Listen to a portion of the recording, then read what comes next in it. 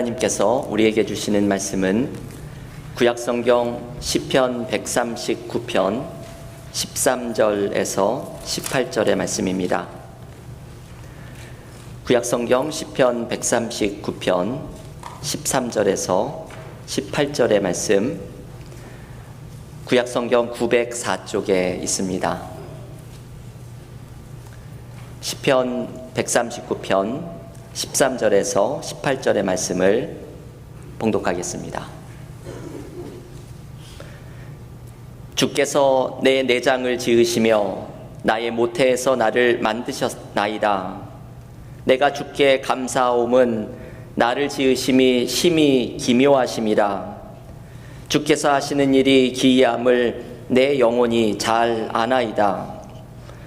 내가 은밀한 데서 지음을 받고 땅의 깊은 곳에서 기이하게 지음을 받은 때에 나의 형체가 주의 앞에 숨겨지지 못하였나이다. 내 형질이 이루어지기 전에 주의 눈이 보셨으며 나를 위하여 정한 날이 하루도 되기 전에 주의 책에 다 기록이 되었나이다. 하나님이여, 주의 생각이 내게 어찌 그리 보배로우신지요. 그 수가 어찌 그리 많은지요. 내가 세려고 할지라도 그 수가 모래보다 많도소이다. 내가 깰 때에도 여전히 주와 함께 있나이다. 아멘. 하나님의 말씀입니다. 매년 7월이 되면 우리 은혜와 사랑교회는 영성훈련의 달로 삼고 우리와 하나님과의 관계를 깊게 하는 훈련을 하고 있습니다. 올해 7월 영성훈련의 달에는 주일 설교회 시간에 시편의 영성이라는 주제로 시편 말씀을 함께 묵상하고 있습니다. 오늘은 시편 139편을 함께 묵상하려고 합니다. 이번 달 5개의 시편을 제가 정할 때에 저에게 개인적으로 특별한 은혜를 주는 이 139편의 말씀을 함께 묵상하려고 선정을 하였습니다. 시편의 150개의 시에는 각각 특별한 장르들이 있습니다. 어떤 시는 찬양시고, 어떤 시는 탄원시고, 지혜의 시고, 많은 장르들이 있습니다. 오늘의 시편 139편은 2개의 장르가 결합이 된 시편입니다. 1절부터 18절까지는 찬양시입니다. 하나님의 인도하심과 은혜를 감사하고 찬양하는 시입니다. 그리고 19절부터 24절까지는 탄원시입니다. 이 19절부터 톤이 확 바뀌면서 시편 기자를 괴롭히는 원수들로부터 구원해달라는 탄원의 기도가 시작이 됩니다. 오늘의 시편에 이렇게 2개의 장르가 결합이 되어 있는 것이죠. 찬양시와 탄원시가 함께 등장을 합니다. 이 시편 139편은 다윗이 지은 시편으로 알려져 있는데, 다윗은 아마도 이 탄원의 상황, 고통과 고난의 상황 속에서 찬양시를 먼저 하나님 앞에 올려드립니다. 여러분, 여기에 참 중요한 메시지가 있지요. 우리의 삶에서 어려움과 고통 가운데 있을 때 하나님께서 어떤 은혜를 주셨는지를 기억하고 찬양하는 것이 우리에게 힘이 된다는 사실입니다. 우리는 삶의 고난과 어려움의 시간을 겪을 때에 하나님이 주셨던 은혜를 기억해야 합니다. 탄원시의 상황에 있을 때 우리가 받았던 은혜인 찬양시를 기억해야 합니다. 그때 우리는 삶의 어려움을 이겨낼 수 있는 힘을 발견하기 때문입니다. 오늘 시편 139편에서 다윗은 삶의 고난과 어려움의 시기를 맞이하면서 자신이 경험했던 하나님의 은혜를 떠올립니다. 오늘 시편을 통해서 다윗이 떠올렸던 삶의 어려움 속에 하나님의 은혜를 기억했던 2가지의 모습을 함께 묵상하려고 합니다. 첫 번째, 다윗은 하나님께서 나를 지으신 창조주이심을 기억합니다. 오늘 본문 시편 139편 14절은 이렇게 말합니다. 내가 주께 감사함은 나를 지으심이 심히 기묘하심이라.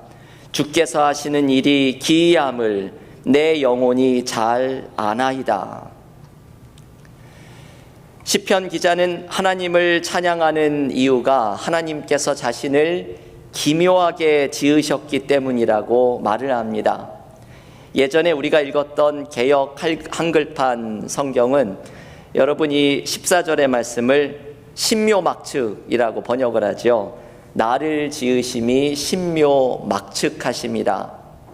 저는 지금도 기억이 나는 것이 제가 중학생 때 교회 수련회를 갔는데 그때 수련회의 주제가 신묘막측하심이라 이었습니다. 지금도 기억이 납니다.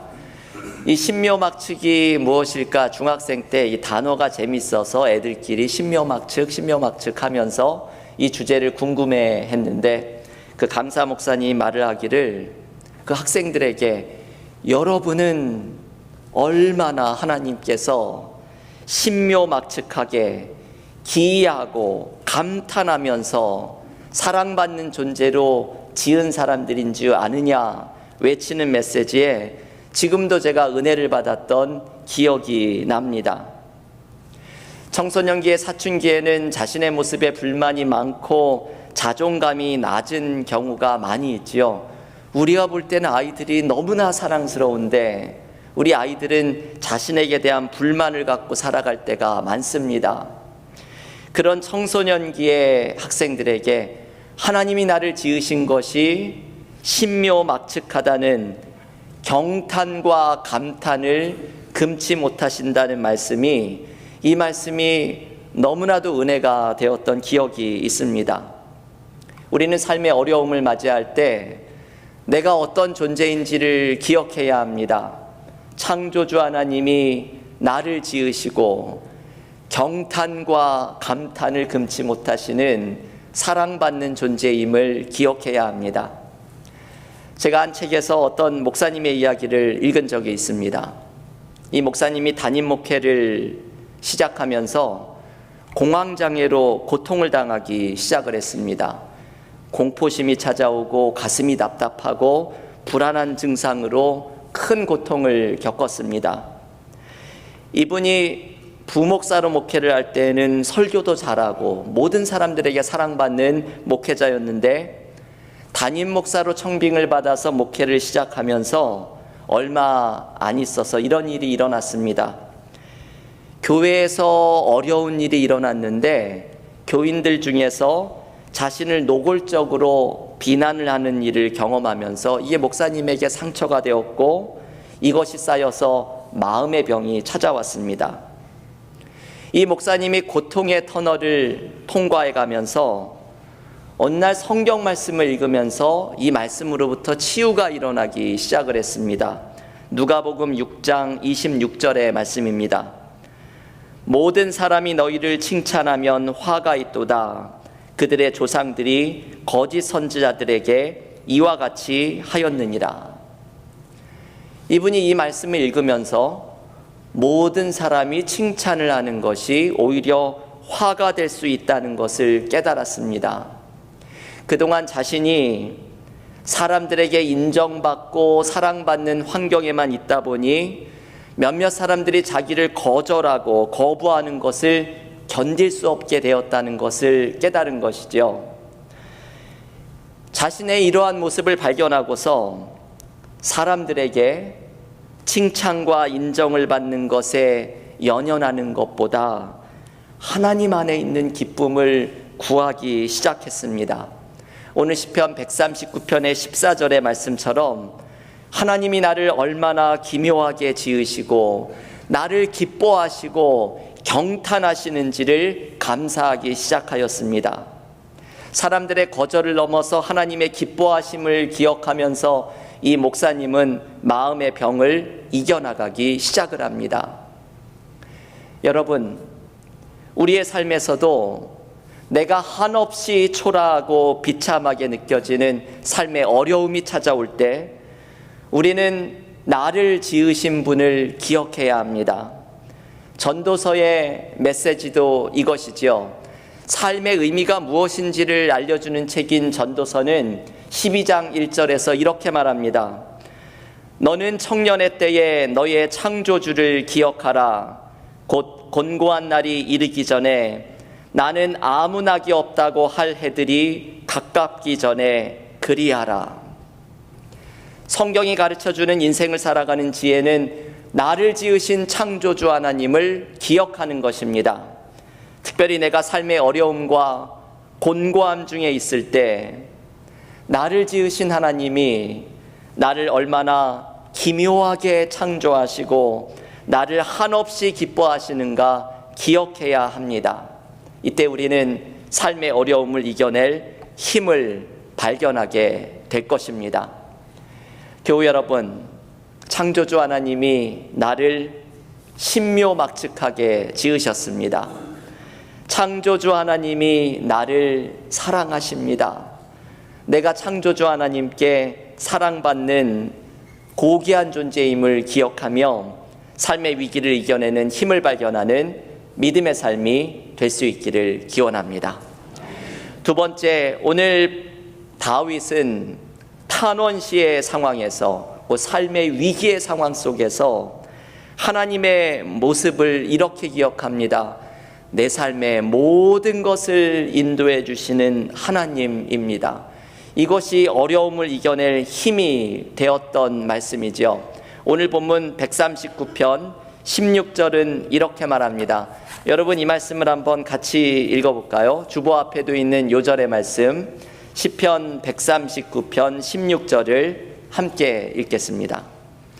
내 형질이 이루어지기 전에 주의 눈이 보셨으며 나를 위하여 정한 날이 하루도 되기 전에 주의 척에 다 기록이 되었나이다.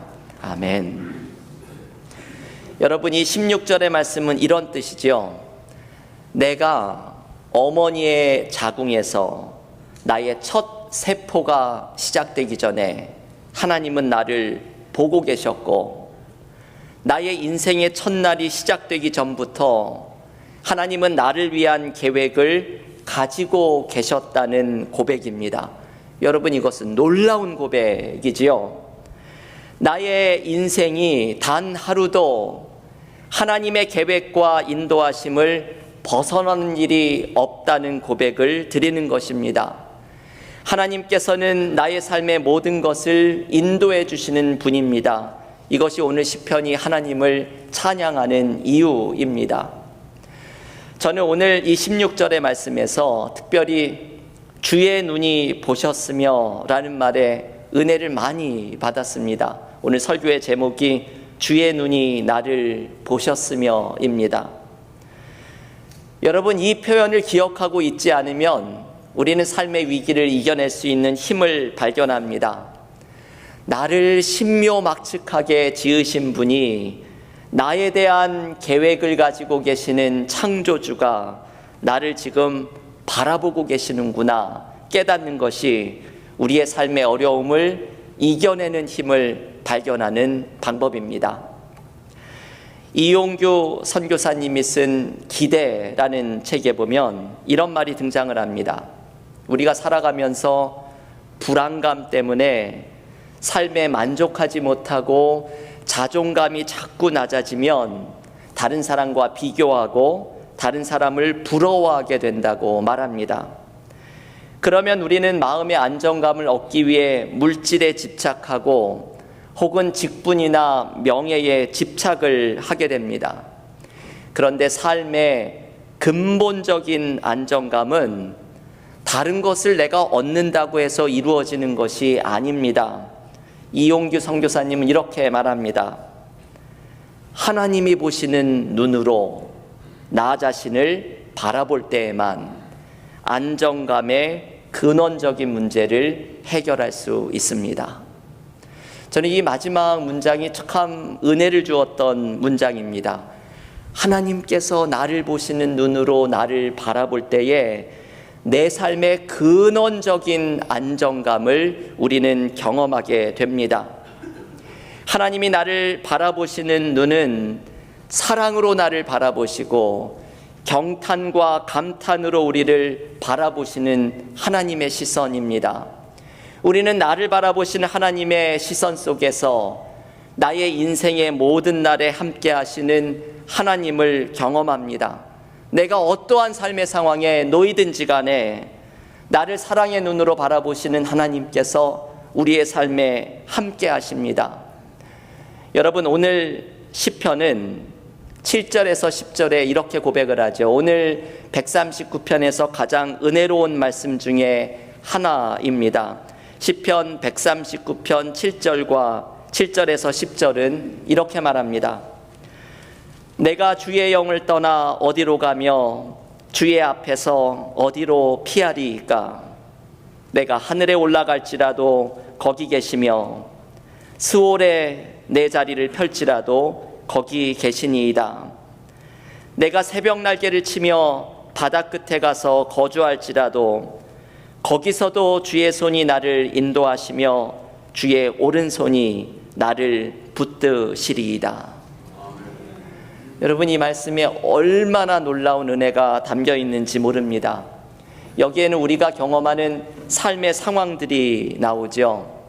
내가 하늘에 올라가고 죽은 자들이 내려가는 스올을 향해 달려가고 새벽에 바다 끝에 서 있는 것처럼 외로움과 절박함이 가득한 상황에 놓일지라도 그 모든 순간에 하나님이 함께 하시고 주의 오른손이 나를 붙들어 인도하신다는 고백입니다. 이 말씀을 고백하는 사람은 삶의 어떠한 상황 속에서도 하나님이 주시는 은혜를 경험하게 될 줄을 믿습니다. 여러분이 7절부터 10절로 된 찬양이 있지요. 저는 한국에서 군 생활을 할 때에 군종병으로 일을 하였습니다. 연대 군종병으로 일하면서 사단교회에서 근무를 하였는데, 제가 군 생활 중에 모셨던 사단 목사님이 참 좋으신 분이었는데, 제가 제대를 할 때에 암을 발견해서 수술을 하게 되었습니다. 제가 제대를 하는 마지막 주일에 사단교회에서 저에게 특송을 하라고 해서 제가 특송을 오늘 이 시편 139편 7절부터 10절로 되어 있는 그 찬양을 특송을 드렸습니다.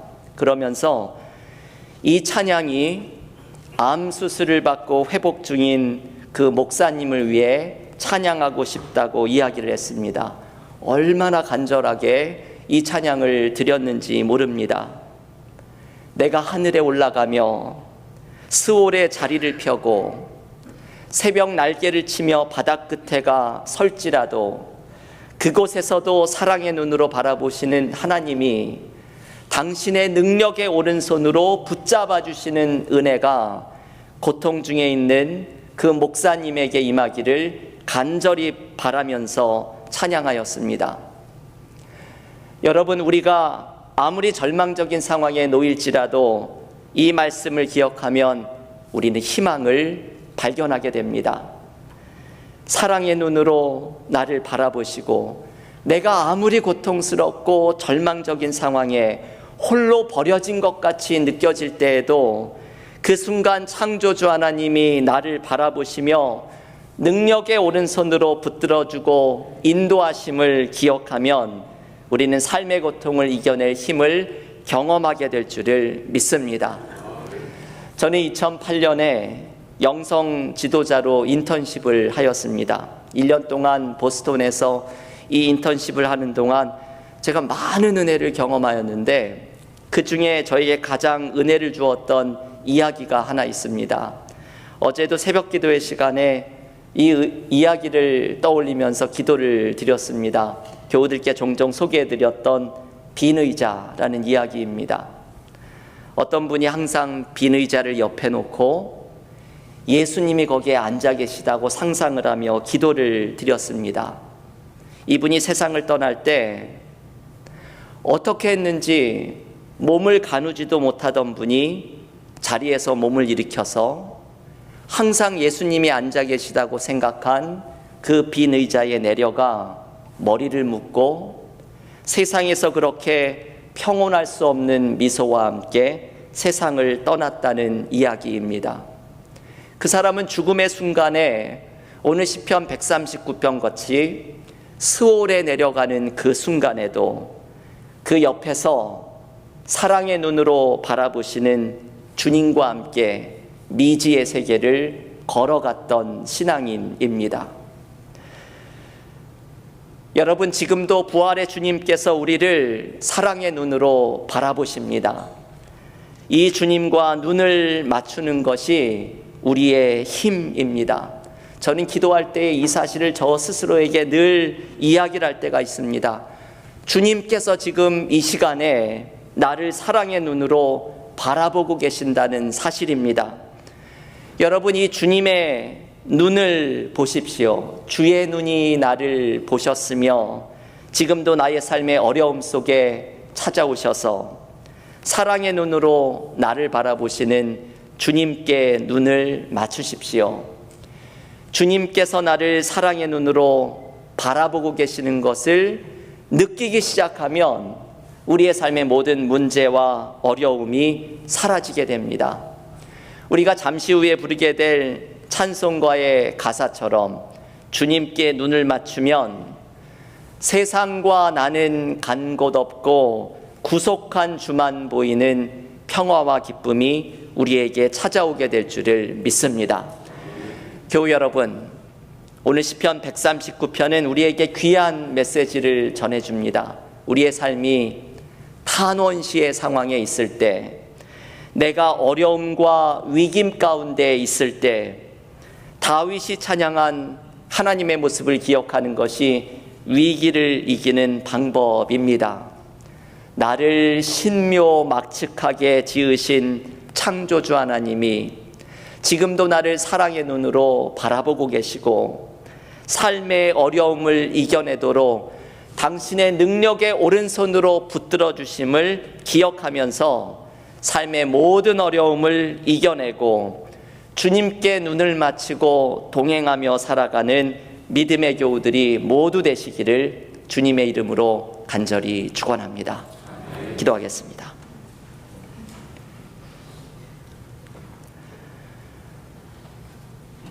하나님, 감사합니다.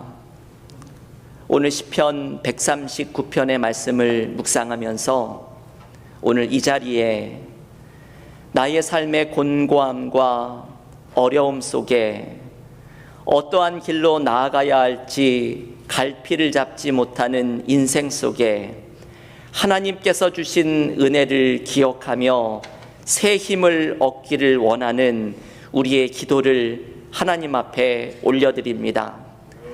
나의 삶이 수월에 내려가는 것 같고 그 차가운 새벽 바다 끝에 서 있는 것 같이 절망과 외로움과 절박함으로 가득할 때에 오늘 다윗이 하나님이 주셨던 은혜를 기억한 것처럼 창조주 하나님께서 나를 사랑하시고 나를 바라보시며 감탄하시는 하나님의 시선을 발견하게 하여 주시고 그 하나님께서 나의 삶의 어떠한 상황 속에서도 주의 손이 나를 인도하며 주의 오른손이 나를 붙들 것이라는 고백을 올려드리며 삶의 절망 가운데 희망을 발견해가는 믿음의 삶이 되게 하여 주시옵소서. 오늘도 주님 앞에 올려드리는 기도마다 응답하여 주시고 눈물을 흘리는 사람들을 위해 함께 기도하는 믿음의 사람들 되게 하여 주시사 우리를 통해서 주변의 이웃들이 회복되며 이 땅이 치유되어 가는 기쁨을 누리게 하여 주시옵소서. 이 모든 말씀 예수님의 이름으로 기도하옵나이다. 아멘.